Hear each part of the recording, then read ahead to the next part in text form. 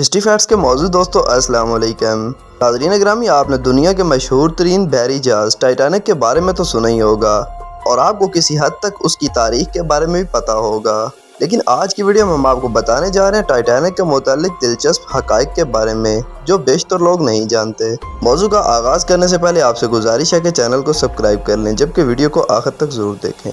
پیارے دوستو، ٹائٹینک کے متعلق آپ کو اگر مختصر ترین تاریخ بتائیں تو آج سے 112 سال قبل دنیا کی بحری جہازوں کی تاریخ کا ایک مشہور ترین اور بڑا حادثہ اس وقت پیش آیا جب 15 اپریل 1912 کو رات کے 2:20 پر ٹائٹینک نامی جہاز ایک برفانی تودے یا آئس برگ سے ٹکرا کر نیو فاؤنڈ لینڈ کے ساحل کے قریب ڈوب گیا۔ اس بحری جہاز کو اس وقت کا پرتعش ترین اور محفوظ ترین جہاز بلکہ کبھی نہ ڈوبنے والا جہاز قرار دیا گیا تھا، مگر اس کے ڈوبنے سے 1500 سے زائد افراد ہلاک ہوئے۔ یہ اپنے عہد میں دنیا کا سب سے بڑا جہاز تھا جو اپنے پہلے سفر پر ساؤتھ ہیمپٹن برطانیہ سے نیو یارک کے لیے روانہ ہوا۔ یہ جہاز 882 فٹ لمبا اور 90 فٹ سے زیادہ اونچا تھا اور اس کا وزن 53,000 ٹن تھا۔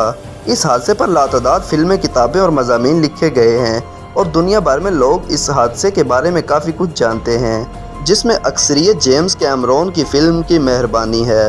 مگر پھر بھی اس جہاز اور مسافروں کے بارے میں متعدد راز ایسے ہیں جو دنیا کے لوگوں کو حیران کر سکتے ہیں۔ جیسے ایک چیز جو اکثر افراد کو معلوم نہیں، وہ یہ ہے کہ ٹائٹینک حادثے میں بچنے والی ملیونیئر ڈین سب سے آخر میں انتقال کرنے والی شخصیت تھی، جن کا انتقال 2009 میں ہوا۔ حادثے کے وقت ان کی عمر 2 ماہ تھی، جس کے بارے میں ہم آگے چل کے آپ کو بتائیں گے۔ ناظرین گرامی، اب جانتے ہیں ٹائٹینک کے بارے میں وہ سب باتیں جو انسان کو حیران کر سکتی ہیں۔ سب سے پہلے بات کرتے ہیں اس جہاز کے ڈوبنے پر پہلی بننے والی فلم کے بارے میں۔ تو آپ کو بتاتے چلیں، جہاز ڈوبنے کے 1 ماہ بعد ہی پہلی فلم ریلیز ہو گئی۔ خاموش فلموں کی امریکی اداکارہ ڈورتھی گبسن اس سانحے میں بچ جانے والی 700 افراد میں شامل تھی۔ ڈوبنے سے بچنے کے بعد نیو یارک پہنچنے پر انہوں نے فوری طور پر ایک film saved from the Titanic بنانا شروع کر دی، جو اس جہاز کے ڈوبنے پر بننے والی پہلی فلم تھی۔ کہا جاتا ہے کہ انہوں نے اس فلم میں جو ملبوسات اور جوتے پہنے وہ وہی تھی جو جہاز ڈوبنے کے دوران ان کے جسم پر ملبوس تھے۔ یہ فلم کامیاب بھی ثابت ہوئی، مگر اب اس کا کوئی پرنٹ نہیں کیونکہ واحد پرنٹ ایک آتش زدگی میں جل گیا تھا۔ ناظرین گرامی، اس حادثے سے کئی وجوہات کو جوڑا جاتا ہے، لیکن در حقیقت جہاز میں سوار عملہ آئس برگ کو بر وقت اس لیے نہیں دیکھ سکا کیونکہ ان کے پاس دوربینیں ہی نہیں تھی، اور نہ ہونے کی وجہ بھی حیران کن ہے۔ در حقیقت جہاز میں دوربینیں تھی اور عملے سے بہت زیادہ دور بھی نہیں تھی، مگر وہ استعمال نہیں ہو سکتی تھی کیونکہ جہاز کے سیکنڈ آفیسر کو آخری وقت میں بدل دیا گیا تھا اور وہ اس کو لا کر چابی کے عملے کو دینا بھول گیا جس میں دوربینیں رکھی گئی تھی۔ اس سے بھی زیادہ آپ کو یہ بات حیران کرے گی کہ 1500 افراد کی جان لینے والی وہ چابی 2007 میں 90,000 پاؤنڈ میں نیلام کی گئی۔ اس جہاز کی تعمیر کے وقت ہی حادثات ہونا شروع ہو گئے تھے۔ ٹائٹینک کی تیاری کے وقت سے ہی حادثات کا سلسلہ شروع ہو گیا تھا اور اسے بنانے کے دوران 8 افراد مختلف حادثات میں ہلاک ہوئے، جن میں سے اب کے 5 نام ہی لوگوں کو معلوم ہیں، مگر ان سب کے بعد از مرگ یادگار 2012 میں بلافسٹ میں تیار کی گئی۔ اس جہاز میں دنیا کے امیر ترین شخص کی بھی موت ہوئی تھی۔ اس جہاز میں جون جیکب اسٹرافورتھ بھی سوار تھے، جو اس دور میں دنیا کے امیر ترین شخص سمجھے جاتے تھے۔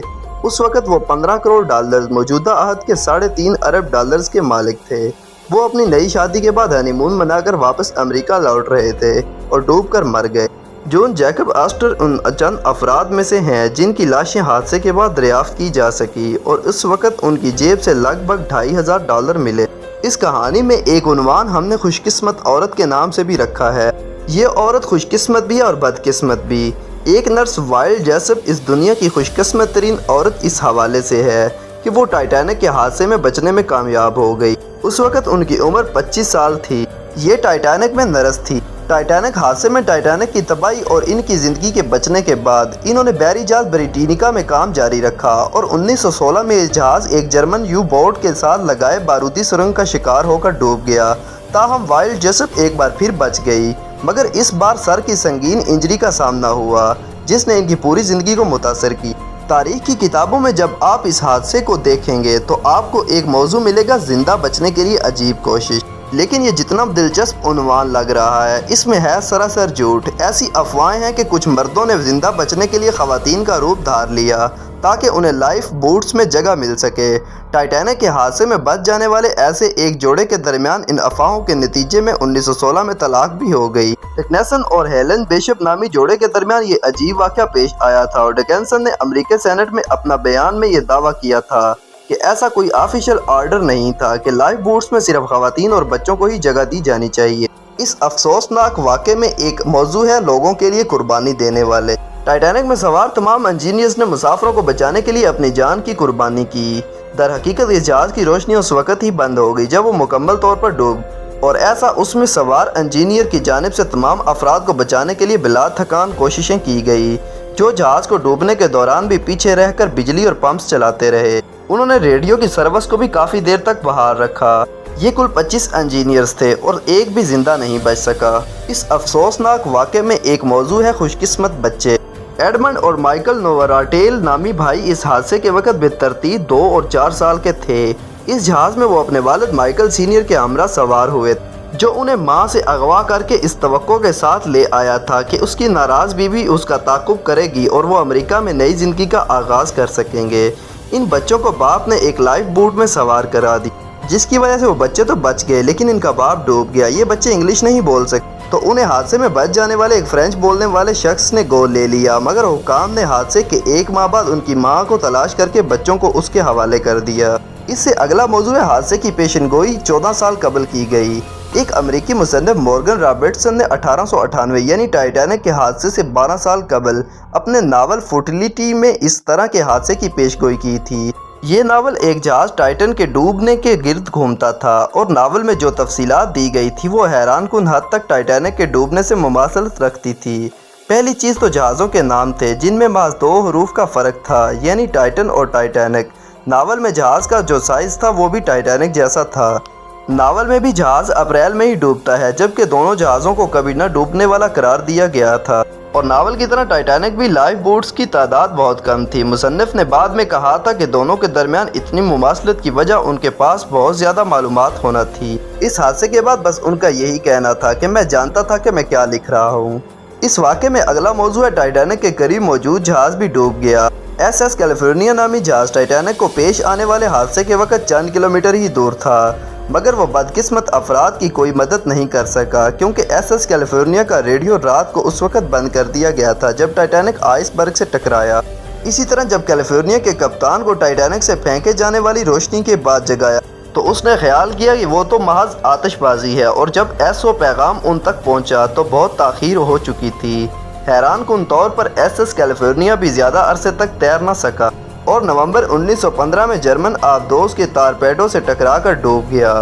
اس واقعے میں ایک اور موضوع ہے، جہاز کے ساتھ ڈوبنے کے باوجود بچ جانے والی واحد خاتون۔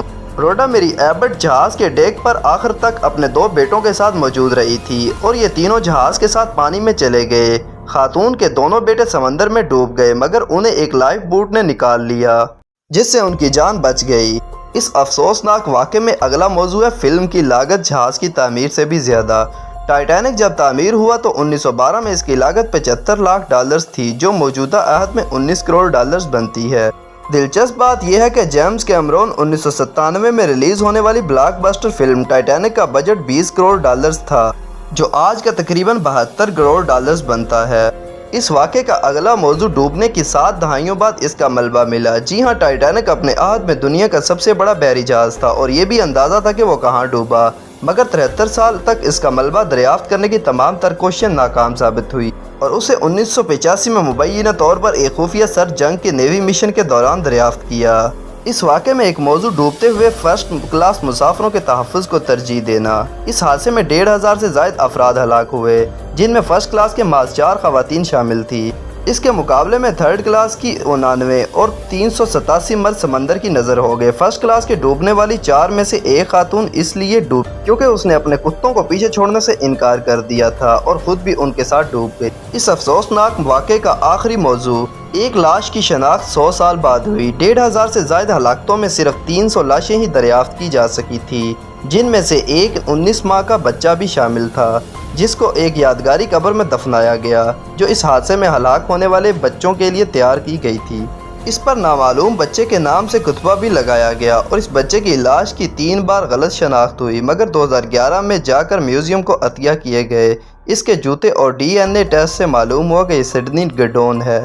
अगर आपको बताएं हादसे का बाइस बनने वाला मुमकिना आइसबर्ग, तो टाइटैनिक के डूबने के बाद अगली सुबह एक बहरी जहाज SS प्रिंस एडबर्ट में सवार एक मशहूर सियाह ने कहा, जिसे टाइटैनिक के डूबने की खबर तक न थी, मगर उसने टकराव की अलामात को देखा जिनमें आइसबर्ग सुर्ख पेंट की मौजूदगी भी शामिल है, जिसका मतलब था कि गुज़िश्ता 12 घंटों के दौरान इससे कोई जहाज टकराया है। नाज़रीन ग्रामी, इस जहाज के मुतालिक तारीख की किताबों में मुख्तलिफ आरा पाई जाती हैं। जैसा कि इसके मुतालिक बनाई गई फिल्मों के बारे में कहा जाता है कि हर फिल्म की स्टोरी तो एक जैसी है, तो फिर ये नई नई फिल्में क्यों बन रही हैं। नाज़रीन ग्रामी, ये थी हमारी आज की वीडियो। अगर आपको वीडियो अच्छी लगी हो तो उसको लाइक और शेयर, जबकि चैनल को सब्सक्राइब कर दीजिएगा। आपसे जल्द मुलाकात होगी किसी नई मालूमाती और तारीखी वीडियो के साथ। अल्लाह हाफिज़।